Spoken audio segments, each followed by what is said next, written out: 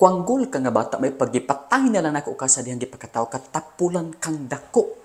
Mga sala sa mga ginikanan. Na mga ginikanan nga bisan gamay na ang sala nga nabuhat sa ilang mga anak, balikaso nagsobra-sobra. Unya kung manugo, daghan kayo, pinasing ka pagyot. Nga naman nag-ibutang lang sa wall ang sugo aron mabasa sa bata, inigmat na niya. Ug inig-uli gikan sa eskwelahan sa hapon, mabasa niya. Dili kay magratatat pagka og sugo-sugo og singka-singka sa mga bata. Moingon dayon kita, may nang singkahan yun aron motuman ang sugo. Yes, matuman ang sugo pero nalain ang bata sa imuha. Yes, ang sugo matrabaho pero ang matamis nga relasyon naguba. Tamis kay tagsulti sa ubang tao, pero sa tong bata pait kaayo, harsh kaayo. Sa uban kabulot na mag-thank you kung sila makabuhat og maayo sa tuwa, pero sa atong anak wala gitay thank you. Unya kung makasala sila o gamay, bunala nato, lunito nato pag ay dalunggan, lunito nato ang kilid pag-ayo, ug diri ang dunggan diri pag-ayo nga murag malangkat ang dalunggan, unya kining buhok bitaw di ani, anaon pag-ayo nga murag ibot ang tanan di adto. Unya kung magbunal kita, murag kita gapatay og iro. Mao nang dili nato mabasol usahay nga murag monster kita sa mata sa atong mga bata, monster ka sa mata sa imong bata. Imbes nga malipay ang bata kung makita ka, mangurog siya, mangulba siya, kay naa ka. Unya, kung makasala ang bata, pagkaulaw na to sa public, huy, labi nay mga amigo, nay mga amiga, huy, ayaw gintaw na buhata. Kay kanang bata nimo na pud na emosyon, tawo pud na, respetuhe pud tawo na siya, oy, kay tawo man ka na siya. Ug ilabi na og na ay crush niya, ayaw gid na kasabi, kay masuko na sa imuha ug magluya siya. Colosas Kapitulo 3:21, mga amahan, dili ninyo pasok-on ang inyong mga anak, aron dili sila magluya. Mo nang resulta nga ang uban ng mga bata mulayas gikan sa balay. Ang uban ana gani kanang di nila makaya ang kaguol silang kasing-kasing maghikog. Kay kasabaan man sa public. Hoy, kamo pong mga bata, kung kasabaan gani mo sa public sa inyong ginikanan, ayaw mo paghikog. Uy, dili pa katapusan sa kalibutan, human ka kasabi, napay ugma nga maayo para sa imuha. Unya, kung tinuod man nga nakasala ka, dawata sad og pagbag-o. Ug dayon, tanawa, basig mo pahiyom ang imong mamagpapa, kay nigbag-o ka na. Pero og daotan gid ang ilang pulong sa imuha, pasaylua. Dili perfect ang ginikanan. Pasagdi ang Dios nga mo'y bubunal sa ilaha. Unya, kumusulta sila daotan sa imuha, so kuhi sa kung kinsa ka, uy, ayaw ibutang sa kasing-kasing. Their words do not define who you are. Unya, napagisala sa ginikanan ay, bisan na ay kwarta, moingon walay kwarta. Dili budgetan ang ilahang anak para malipay ang ilang anak. Gituro-turo pagtrabaho, pagkatapos way regalo kong birthday. Huy, ang inyong anak, dili na ulipon, inyo ng anak, palangga anak, higugma anak. Wala ba ka muna sayod? Nga inig ka 23, 25, 26 ang edad niya na. Makatrabaho na ka na. O dagko ang lang sweldo, pwede sila makahatag sa inyong linimbo. 2,000, 3,000, 5,000. Ang bata susama na sa usa ka plant. Kung imo nang bunyagan, abunuhan sa ilang bata pa inigdakuan na mamunga, ang bunga pwede ka makakuha bunga ni anak. At tima na lang og sakto karon. Ayaw lunita, si paa, sumbagal, kuy duklang ulo, plansahon. Tahusan na sila, dili na sila animal. O niya, nag-istorya mo sa inyong bata nga close kayo? Wala. Nga naman, puro ka trabaho. O niya, mag-istorya lang mo kung makauli ka sa inyong hambalay, kung manugo ka or mga saba ka, naapagid o. Ang kasapot nimo sa imong trabaho, dalon nimo sa balay, o ibubo nimo sa imong anak. Kaya di man kakasing-kasing ka sa imong katrabaho, dito nimo ibubo imong kasuko sa imong mga bata. Low in town kay mga bata, murig alkansya sa kasuko sa ginikanan. Unya, nakabalo ka sa problema sa imong anak, sa iyang mga insecurities, sa iyang love life, sa iyang boyfriend, sa iyang mga classmates, sa iyang project, sa iyang mga plano sa kinabuhi. Wala ka nag-initiate nga mangutana, kumusta naman ka? Kumusta imong kasing-kasing? Kumusta imong pag-eskwela? Wala kay puro ka trabaho ug naa ka sa balay, puro lang pug ka kasaba. Naauntay plano ang mga bata nga mosulti sa ilang sekreto sa imuha, pero dili na lang. Nganuman kay kabaluman sila nga kumusulti sila sa imuha, mga saba ra man kag kalit. Mura kag tiger ug layon nga mukaon sa ilaha. Kabalo mo sa ilang ginabuhat, moingon sila, classmate, na ako'y sekreto, babugat kaayo. Ayaw isa ba ka mamagpapa ha? Kay pati yun, kung nila kung mahibaluan ni nila. O tinuod, nga naman, mo man na ilang na obserbahan sa ilang inyong balay, nga kung naa sila sala, largo din mo sila luniton, naon ang nalunggan, bunalan pag-ayo. Isulod sa sako pagkatapos paasuhan. Abi ninyo, gusto nila nga mahimo mong barkada nila. Madula-dulag basketball, ma-joke-joke, advice-advice, kung makasalag gamay, dili largo dayon bunal, napay smile. Ana ba? Ingana di ba ang barkada? Pero dili. Wala ka niabot sa ilang kinabuhi nga friend. Niabot ka sa ilang kinabuhi nga monster. Gadalag kahadlok sa ilang kinabuhi o gratol sa ilang kinabuhi. Niabot ka sa ilang kinabuhi nga dili blessing, kundi curse. Ang akong advice, kung gusto niyo ang bata musubay sa saktong nga dalan ug dili kasi kapungot sa ilaha kay daotan ang ilahang style, tudloi sila sa pulong sa Ginoo. Kay ang pulong sa Ginoo gamhanan pa kaysa imuhang pulong. Ingon pa sa Romans 1:16. Kay dili ko igakaulaw ang maayong balita kay kini mao ang gahom sa Dios alang sa kaluwasan sa tagsa-tagsa nga motuo una sa tanan sa mga Hudyo ug ingon man sa mga Grecianhon. Ang gospel, ang maayong balita, gahom sa Dios alang sa kaluwasan sa mituo. Kung sultian mo ang imong anak sa pulong sa Dios ug motuo ka na kang Kristo Jesus isip Dios ug manuluwas, luwason ka na sa Dios, gamhanan kini nga pulong, luwason ka na sa Dios gikan sa daotang kinaiya, gikan sa daotang binuhatan ug mabag-o iyang kinabuhi. Maluwas pagid gikan sa impyerno. Kung bato ang kasing-kasing sa imong bata, busa isog pug kayo ka, dangob sa pulong sa Dios. Kaya ang pulong sa Dios sama sa usa ka maso. Jeremiah 23:29. Dili ba ang akong pulong sama sa kalayo? Nagaingon si Yahweh. Ug dili ba sama sa maso nga nagadugmok sa bato? O ang pulong sa Ginoo sama sa maso nga bugdugmok sa bato kung ang kasing-kasing sa imong anak batuon. Sultii sa pulong sa Ginoo mga gupok ka ng mga dagko nga bato, bantilis nga bato sa kasing-kasing sa inyong anak. Huy, ayaw sa ligi imong pagpangasaba o ratatat sa imong sulti. Buang ka, kalay ka. May impyerno ka. Di na, wakoy anak kasama ni mo, layas. Dili na makabag-o sa ilang kinabuhi. Makatubo lang nagsungay sa ilang utok o pagdumot sa imuha. Ang makabag-o sa ilang kinabuhi, ang pulong sa Ginoo. Kay mas gamhanan man ang pulong sa Dios kaysa imuhang pulong.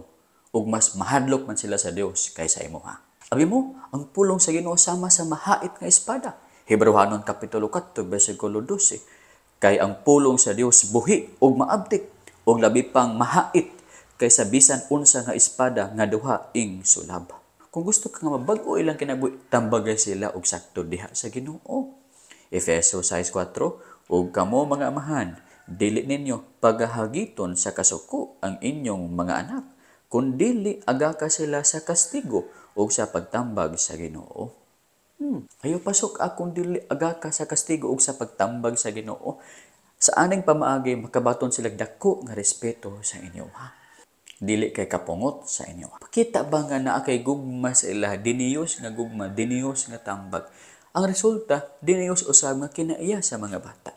Pero og ang inyong pagkastigo kanila, yawan-on. Ang resulta, yawan-on na kinabuhi sa bata. Kung yawa ka, mas yawa na sila. Madako ka, madako na sila. Basin tigbas-tigbason kanila.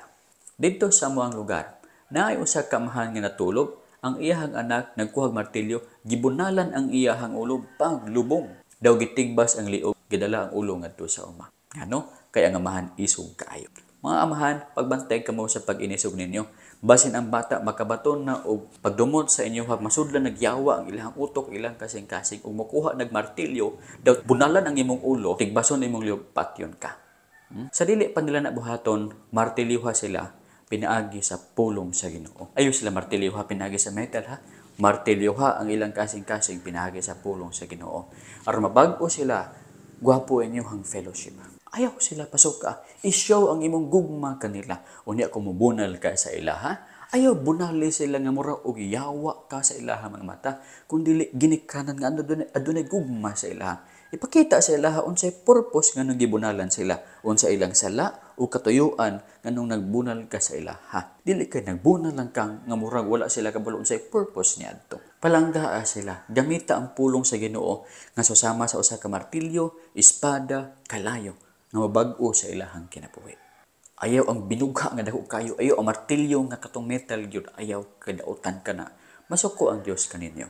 Unya sa matag adlaw, may ang mga bata sa pulong sa Dios ug igatudlo mo kini sa dakong kakuki sa imong mga anak ug magasulti ka mahitungod niini sa magalingkod ikaw sa imong balay, ug sa magalakaw ikaw sa dalan, ug sa imong paghigda, ug sa imong pagbangon. Mga igsuon mao kini bisan unsa nga action nga pwede ka magkatudlo sa imong nga bata buhata, maglakaw, maghigda, mobangon, mumata, itulo sa bata ang pulong sa Ginoo. Aron masangkapan siya sa pulong sa Ginoo ug magkinabuhi siya subay sa pulong sa Ginoo. Unya kung dautan jud kay imong anak, iampo sa Ginoo, gamhanan ang pag-ampo. Ingon pa sa Marcos kapitulo 11 bersikulo 24, tungod niini, nagaingon ako kaninyo, ang tanang mga butang nga inyong igaampo ug pagapangayoon, tuuhi nga inyong madawat sila ug kamo makabaton kanila. Tuuhi nga ang imong anak mabag-og yun pinagi sa gahom sa Ginoo. O kung matuo ka, siya mag-ampo ka, buhaton sa Ginoo ang pagbag-o sa inyohang mga bata. Kung ang Ginoo makapagahig kasing-kasing sama kang Pharaoh, makahubok usab siya kasing-kasing sama kang Pablo dito sa Damascus Road. Ezekiel chapter 36 verse 26. Hatagan ko usab kamo sa usa ka bag-o nga kasing-kasing, ug ang usa ka bag-ong espiritu igabutang ko sulod kaninyo. Kuhaon ko ang batuon nga kasing-kasing gikan sa inyong unod, ug hatagan ko kamo sa usa ka kasing-kasing nga unod. Kuhaon niya ang kasing-kasing nga batuon ug ilisan kamo niya og kasing-kasing nga mahumok, bag-ong espiritu. Promise kini sa Ginoo sa mga tawo nga mga daotan. Ang imong anak daotan ba? Pag-ampo sa Ginoo nga ilisan og bag-ong kasing-kasing ang imong bata, ug ang Dios maghatag ana kani. Unya kung balikason kanila, labayon kanila bato, ayaw pag-smile lang. Dapat imo silang disiplinaon sa insakto nga klase nga pagdisiplina, dili pinasobra. Sulti sila nga sayop kana ug bunali sila. Ingon pa sa Proverbs 22:6, bansaya ang bata diha sa dalan nga iyang pagalaktan, ug bisan kung siya matigulang na, siya dili mo biya gikan ni ana. Sa dihang bata pa, sa dihang mapiko pa siya, bansaya siya sa unsay insakto. Ini kadako niya, dili na niya biyaan. Lisod na kung bansayon mo siya kung dako na, sama sa kahoy. Lisod piko ng kahoy kung siya dako na kayo. Pero gamay pa, dali pa siya pikoon. Ingon ano usab ang usa ka bata. Bunali siya. Ayaw kuha ang bunal sa iyahang kinabuhi. Proverbs 13:24. Kadtong nagahawid sa iyang bunal, nagadumot sa iyang anak. Apan kadtong nagahagugma kaniya, magakastigo kaniya sa matag panahon. Kadtong nagaspare, nagalikay, nagahawid lang, wala ibunal, ang bunal sa iyahang mga anak, nagadumot sa iyahang bata. Apan kadtong nagabunal sa iyahang bata, nahigugma sa iyahang bata. Ngano man, kay kabalo man siya kung bunalan niya iyang bata, matulid kini ug mupadayon kini sa sakto nga dalan ug mahimo kining successful, godly sa katapusan nga mga adlaw. Pero ang gaspare sa iyang bata, di na ko kabunalan kay maluoy kunuhay kunimo. Wala nahigugma sa iyang bata, apan nagadumot sa iyang nga bata. Kung balikason ka, unya dili mo siya bunalan, nagadumot ka sa imong nga bata. Kay gipasagdan mo nga ang imong bata mahimong tigbalikas sa imuha ug sa mga palibot nga tawo sa dihang siya modako. Proverbs 29:15, ang bunal ug ang pagbadlong nagahatag og kaalam. Apan ang usa ka bata nga pasagdan lamang sa iyang kaugalingong, nagapakaulaw sa iyang inahan. Kung gusto ka nga dili maulawan, bunali ang imong bata. Kung gusto ka nga maulawan, ayaw bunali ang imong bata. Tan-aw ra gud na mga bata nga kanang tigbalikas kaayo. Nahitabo na ngano man tigbalikas kaayo. Nangaulawan ilang ginikanan. Ngano man kay wala man pantuna sa ilang ginikanan. Proverbs 29:17, sawaya ang imong anak ug siya magahatag kanimo og pahulay. Oo, siya magahatag og kalipay sa imong kalag. Sawaya kung siya nasayop. Ug siya maghatag kanimo og rest, maghatag kanimo og pride, maghatag kanimo og kalipay. Kay matul-id man iyang kinabuhi. Pero anak ka nga dili sa wayon, nga mag-inom-inom, mag-drugs-drugs, dili sa wayon, maghatag ng kaguol kanimo. Mapreso, guol na pug ko. Nadunggaban, guol na pug ko. Pero og tarong nga bata, dili mapreso, dili badunggaban, ang ginikanan makapahulay. Unya, mga ginikanan, be an example. Be a good example. Dili ka magkaingon nga, anak, ayaw pagbisyo ha, pagkatapos ikaw palahubog kaayo. Dili ka magkaingon nga, anak, ayaw pagpangawat, pero ikaw kawatan. Dili ka makaingon nga anak simbagin mo sa Ginoo ha pagkatapos ikaw gatulog-tulog lang pag Domingo. Kung unsa ang ginikanan, mauusap ang anak. Mga amahan, sig balikas. Ang anak mo pod sige po nagbalikas. Naay usa ka bata gipangutana sa maestra, "Dong, unsay pangalan sa imong mga ginikanan?" Ang bata niingon, "Wala man ko kaila, ma'am." "Wa ka kaila nga imo man tong ginikanan?" Yawa man daw si Papa, ma'am." "Then si Mama, animal." Nalain ang maestra, "Naunsa ka? Gibalikas nimo ang imong ginikanan?" Magunnay madunggan na ako, ma'am, kana sige silag away. Ingon ni Mama, yawa daw si Papa. Unya, si Papa, moingon ka Mama nga animal daw siya. Istorya lamang kini ha.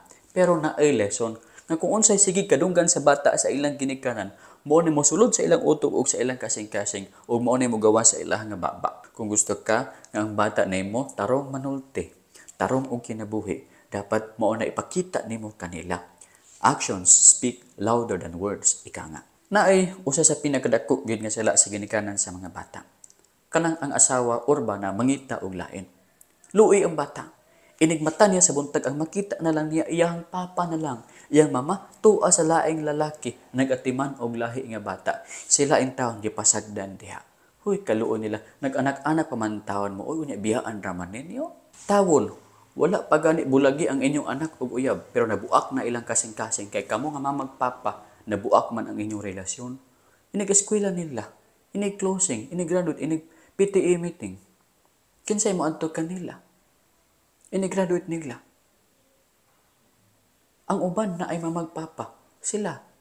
Amahan ug inahan, pag hinigugmaay kamo sa matag usa, dapat sentro ang Ginoo sa inyong relasyon ug sa inyong pamilya sa pag-atiman nimo sa bata. Sentro ang Ginoo ug sentro ang pulong sa Ginoo aron hanay malig-on ug malipayon ang inyong kinabuhi. Kung dili pa ikaw anak sa Dios ginikanan, basin anak pagkasayawa. Sultian ko ikaw ug usa ka verse nga makahimo kanimo nga anak sa Dios. Juan 1:12, apan sa tanan nga nagdawat kaniya, kanila nagahatag siya sa katungod sa pagkahimong mga anak sa Dios, kanila nga nagtuo sa iyang ngalan. Kung ikaw modawat ug motuo kang Hesus isip imong Dios ug manuluwas, ikaw tagaan og katungod nga mahimong anak sa Dios. Dili na anak sa yawa, John 8:44. O kung ikaw anak na sa Dios, mahimo ka ng tigpanunod sa gingharian sa Dios. Mahimo ka ng makabaton sa eternal life, John 3:16. Mahimo ka na ikaw nga luwas. Romans 10:13. Si bisan kinsa nga magtawag sa ngalan sa Dios, maluwas. Ephesians 2:8-9. For by grace you have been saved through faith, and that not of yourselves, it is the gift of God, not of works, lest any man should boast. Salamat sa inyong pagpaminaw. This is the Truth Bible Program.